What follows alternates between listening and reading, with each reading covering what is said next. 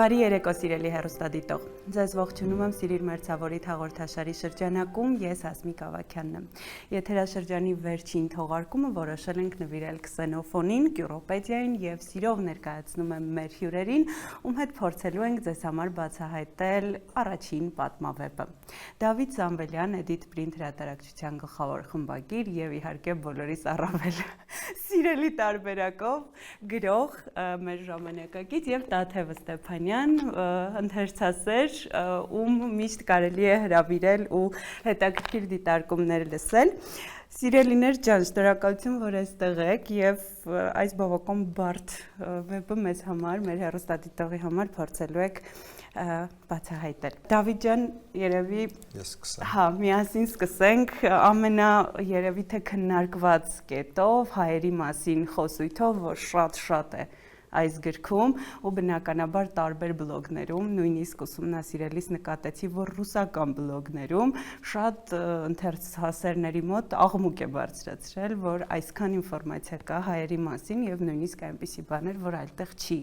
արծարծվում։ Հետաքրքիր է։ Նախ շնորհակալ եմ հրավերի համար եւ երկրորդը ուրախ եմ, որ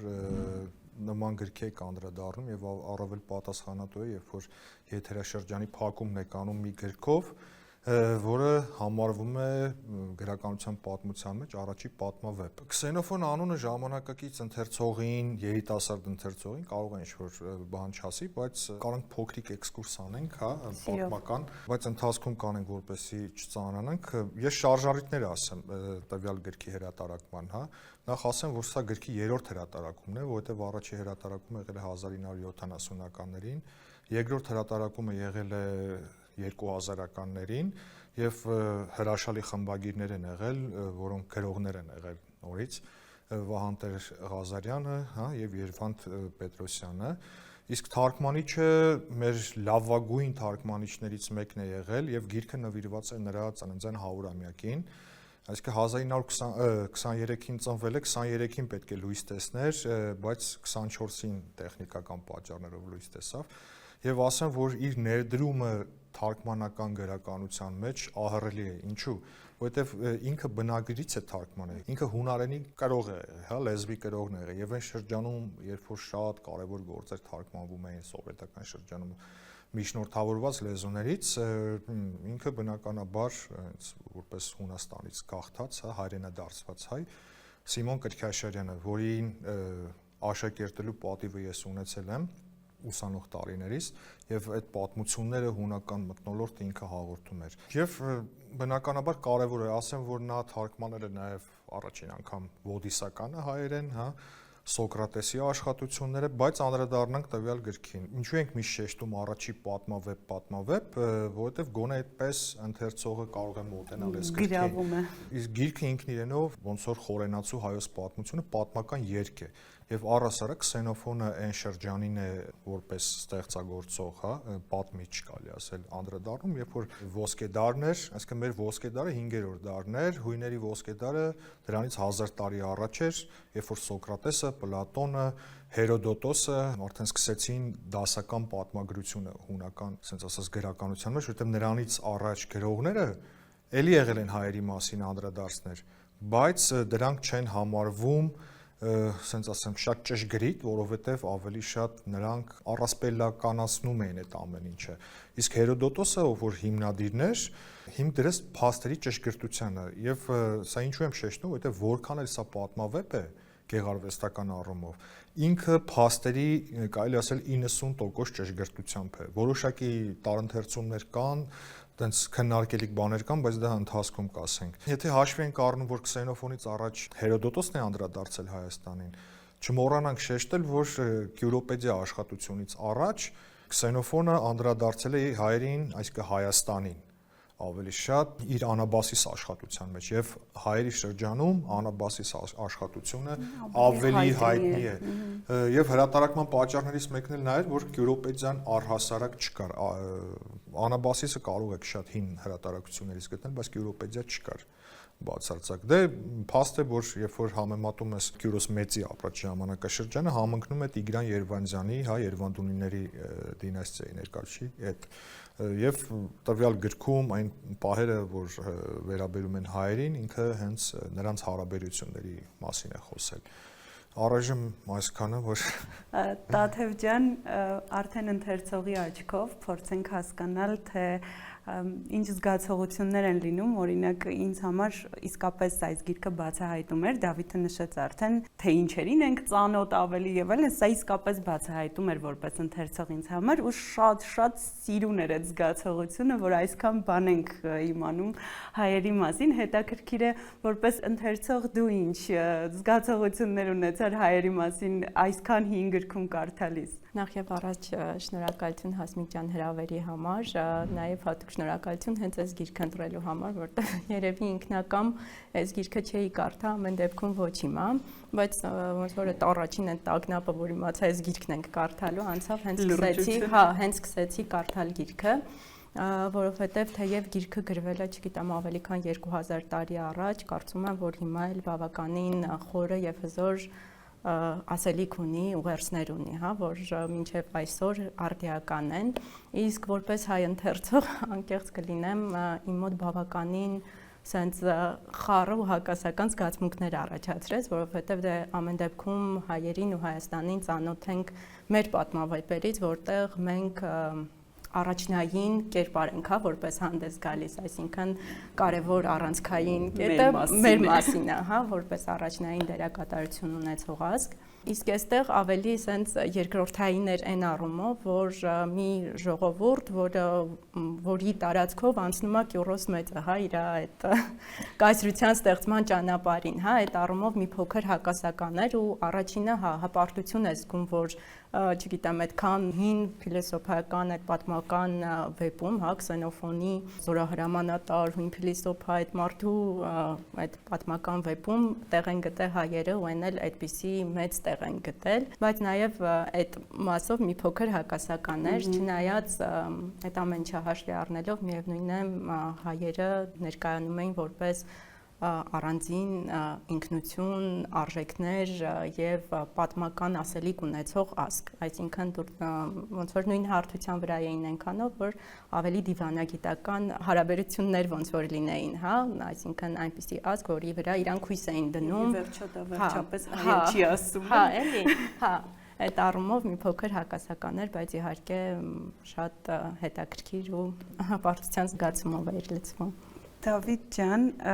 իրականում խորենացված զուգահեռները տարանք, գրեթե մոտեցանք նաև գեղարվեստական կողմին եմ ուզում անդրադառնանք, այ որպես գեղարվեստական արժեք այս գրքի մասին շատ ուզում եմ խոսենք, որովհետև այո, պատմավեպ, այո, շատ լուրջ փաստարկներ, այո, խորենացու հետ զուգահեռներ, բայց գեղարվեստական կողմի մասին ոնց որ թե շատ քիչ է խոսվում, շատ հետաքրքիր է կարծում եմ լսել։ Երբ խոսում ես հունարենից կամ հունական գրականությունից, ինքը արդեն ինքնին գեղարվեստականություն ենթադրում է իրենից, այլ կերպ չէր կարող լինել։ Հունարենը մի քանի դիալեկտներ է ունեցել, այսինքն եղել է կոին է, եղել է պաշտոնական լեզուն, ժողովրդի լեզուն, կոնկրետ այս ստեղծագործությունը, հետո եղել են բնականաբար որոշակի բարբառներ, այս գրականությունը գրված է դասական հունարենով։ Խոսքի սկզբում ինչու տենց ուրախությամբ եւ հպարտությամբ նշեցի, որ Սիմոն Կերկյաշարյանն է թարգմանը, որովհետեւ նա այո փոքր տարիքից մեծացել ուսումը ստացել էր Հունաստանում եւ ինքը այդ լեզվի կրողն էր։ Եվ տեսնում ես, կարդում ես արդեն, առնչվում ես տեքստին, հասկանում ես, որ ինքը սովորական առօրյա կամ շատ գիտական անգամ, հա, որ պատմական երկերին երբեմն մենք սովոր ենք 4 տեքստեր են երբեմն լինում, ինքը այդպես չի, այսինքն անգամ հայերենի միջոցով ինքը փորձել է մաքսիմալ փոխանցել այդ հունարենի արժեքը։ Ես շեշտեցի նաև խմբագիրներին, պատահական չի, որ խմբագիրներն էլ էին գրողներ, հա, այսինքն գրողը կարող է զգալ այդ գեղարվեստականությունը լեզվի ավելի շատ, քան սովորական տեխնիկական խմբագիրը օրինակ։ Այնպես որ ինքը բարձրարժեք, ասեմ, գրականություն է եւ պարտադիր է կարդալու ոչ միայն ինֆորմացիոն առումով, որ ժամանակաշրջանի մասին իմանանք, այլ նաև զուտ որպես ինքը ստեղծագործություն։ Իհարկե, առաջին հայացքից բան է, այտենց որ 2500 տարի հետ ես գնում, վախեցնող է, հա, կարդալը, որտեղ մարդիկ սիրում են թեթև բաներ եւ այլն այտենց կարդալ։ Երբ որ տեսնում ես բարձ ճշմարտությունների մասին, որոնք ոնց որ Տաթևը շեշտեց, ինչ խորությամբ է խոսվում եւ ոնց չեն փոխվել այդ բաները, անգամ ձևակերպումները, հա, որ տրված են, հասկանում ես, որ ժամանակի ընթացքում ցավոք սրտի շատ բան է փոխվել, նկատի ունեմ դրականները, էլի։ Գրքի անունը ինքնին իրենից ենթադրում է, որ ինքը ինչ-որ մի դասի, հա, այն ռուսերեն ասած կլասի պետք է պատկանի, որովհետեւ կյուրոպեդիա նշանակում է Կյուրոսի դասերակությունը, իսկ դասերակությունը հենց սկսվում է այդ լեզվից, խոսքից, ընթերցողը արդեն կտեսնի միջև վարքը եւ այլն, այսինքն նման գիրք գրողը, ստեղծագործություն գրողը չէր կարող եւ որպես հույն, թեպետ ասեմ Հունաստանում առավել եւս Աթենքում ինքը բան է եղել, այսպես ասած, լավ չի ընդունվել, աքսորվել է անգամ եւ վերջերս պետք է հասկանանք ինչի է գրել առհասարակ իր գործունեության պատճառով, որովհետև եւ Անաբասիսը եւ Կյուրոպեդիան, երբ որ ինքը գրել է, նախ շեշտենք, որ ինքը Կյուրոս մեծի ժամանակակիցը չի եղել, իրենց մեջ 100 տարվա տարբերություն կա։ Ինքը Կյուրոս կրտսերի Քսերքսես կամ Արտաքսերքսես II-ի որդու ժամանակ մասնակցել է որպես վարձկան 10, այսինքն 13 որոշ տվյալներով հազարանոց հունական վարձկան զորքի հետ, այդ Կյուրոսի այսպես ասած արշավանքներին։ Հետաքրքիրը որն է։ Ինքը Ալեքսանդր Մակեդոնացուց առաջ փորձել է ստեղծել կատարյալ միապետի կերպար։ Ինչպես կարող ես կերտել կատարյալ ղեկավար, պետության ղեկավար, չգիտեմ, իշխող, բայց ինքը կոնկրետ, տեսեք, մենք շատ դեպքերում ասում ենք, դե ժողովրդավարության պիկը համարվում է դեմոկրատիան, բայց ինքը դեմոկրատական Աթենքից որ այդ ժամանակ քաղաքպետություններ էին իհարկե եւ մեկը մյուսի դեմ էր պայքարում ռազմական անգամ ինքը գնում է միապետական Աքեմենյան Պարսկաստանում մասնակցում է, հա, որտեվ իր համար կատարյալ կառավարման ձևը միապետությունն էր, բայց միապետը քանի որ չէր կարող լինել ապուշ, հիմար, անգրագետ եւ վատ վարքի տիրապետող դրա համար ինքը փորձում է ամբողջ պատումը եւ ժամանակաշրջանի եւ ռազմական գործողությունների հյուսել Կյուրոս մեծի շուրջ եւ ինքը ցույց տալ ինչպես պետք է չես կարող հզոր լինել առանց կիրթ լինելու ենթադրեք եւ այնտեղ մի տող ունի երբ որ ասում է ժողովուրդը նման է իր առաջնորդին չի կարող վատ առաջնորդը լավ ժողովուրդ ունենա եւ շատ ու շատ կետեր կան այնտեղ իրականում հետաքրքիր էր թարգմանության մասին նաեւ այդ արիստոկրատիզմը ամբողջությամբ զգացվում է, շատ հետաքրքիր էր հղումները թե թարգմանիչներին, թե խմբագիրներին, բարդ կլիներ էլի պահել այս ձեռագիրը ամբողջությամբ ու տեղ հասցնել էներգիան, եթե այդպիսի որակ չդրվեր։ Բայց ասեմ, գիտեք ինչի պատճառով է նաև այդպես այդ եռյակից, հա, Հերոդոտոսից մինչև Քսենոֆոն, երբ որ համեմատում ես, Քսենոֆոնի մոտ այնուամենայնիվ կետեր կա, որ ինքը ճշգրիտ պատմագրությունից շեղվում է ավելի շատ երկիա ուշադրություն դարձնում։ Օրինակ, երբ որ ամեն անգամ այդ աստվածների հետ հարաբերվելու process-ը անգամ բանը Կյուրոսի մահը եւ այլն այդ շքեղությունը, երբ որ ինքը ներկայացնում է, դա չոր պատմագրություն չի, այլ գեղարվեստականություն է ինքը հենց հաղորդում։ Դրա համար սարսափելի չի նմանատես գիրքը կարդալը այն ընթերցողի համար, որը պատմական երկեր չի կարողանում կամ չի սիրում կարդալ։ Եվ այ շատ ուղիղ անցում նաև Դավիթը խոսքի սկզբում նշեց, որ այսօրվա ընթերցողները առանձնապես գուցե բարդ ընթերցումների սիրահար չեն, ինչը իհարկե վստահաբար կփաստենք բոլորս ավելի մոտ լինելով գրքին, բայց հետաքրքիր է որպես գրեթե ամեն բան ընթերցող մարդ լսել կարծիք համեմատականներ, օրինակ առաջին պատմավեպի եւ արդեն շատ ավելի հետո գրված պատմավեպերի միջև ինչ որ ոճային գուցե տարբերություններ, ձեռագրի տարբերություն, չգիտեմ, զգացողությունների տարբերություններ նույնիսկ չվախենանք ժամանակակից գրականության եւ այս ձեռագրի մեջ հետաքրքիր է ինչ որ բաներ ամեն դեպքում ակնառու տարբեր էին քեզ համար։ Անկեղծ կասեմ, ես ընդհանրապես պատմավեպեր շատ եմ սիրում ու իրականում նույն մեր իրականության մեջ, մեր կրթության մեջ շատ կարևորում եմ դրա դերը, որովհետև իմ օրինակով ասեմ, այն բոլոր պատմավեպերը, որոնք ես կարդացել եմ ու իրանք ինձ տպավորել են, այդ ամբողջ ժամանակագրությունն իր հերոսներով, իր ազդեցությամբ ու ամեն ինչով իմ, չգիտեմ, արդեն իմ մեջ մտած է, հա, ես շատ լավ եմ հիշում այդ ամեն ինչը ու կարծում եմ, որ այդ շատ կարևոր է, որպեսզի մոտ լինեն մեր անցյալի հերոսներին, մեր անցյալի թագավորներին եւ մեր արժեքներին։ Դրա համար այդ առումով կարծում եմ, որ պատմավեպերը ինքնին շատ կարևոր դերակատարություն ունեն մեր կրթության ու ընդհանրապես զարգացման վրա։ Իսկ այս գիրքը որպես պատմավեպ կարծում եմ նույնպես